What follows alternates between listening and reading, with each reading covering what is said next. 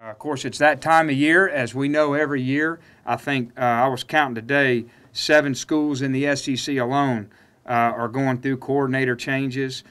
So that's kind of the nature of our industry. And I've said all along that when people are wanting your coaches, despite what a lot of people think, we're obviously doing something right.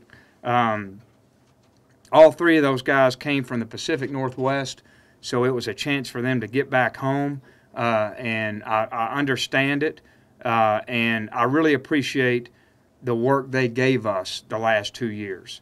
They put their heart and soul in this program, and the program is significantly better today than it was when we all came here 22 months ago, and those guys played a big part of it. So, like any coaching change, we use it as an opportunity to get better, and that's what we're going to do here, because as much of the good things as those guys brought, there's always areas where we can improve, and so we'll begin that search to try to get the right fit, and we're in the early stages of that. All right, now, I can't speak for why. I think like I said, all 3 of them are from that area, and it was a good opportunity for them.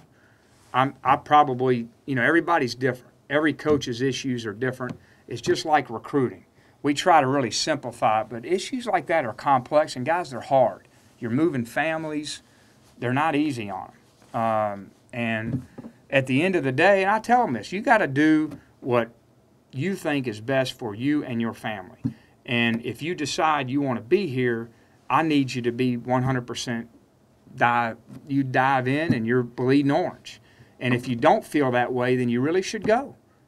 So I tell everybody that. If you don't feel like you're absolutely in and bleeding orange, and that's at any job.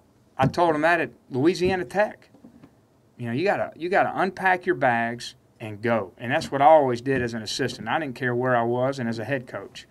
I operated as if I'm going to be there the rest of my life, and I got to bust my tail to get it right.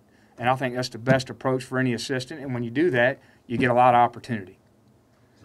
I'm always very supportive of the coaches. I don't get angry when guys leave.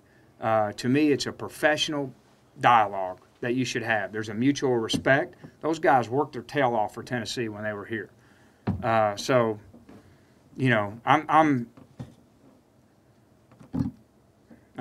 Listen, their contracts are good and they're paid well. So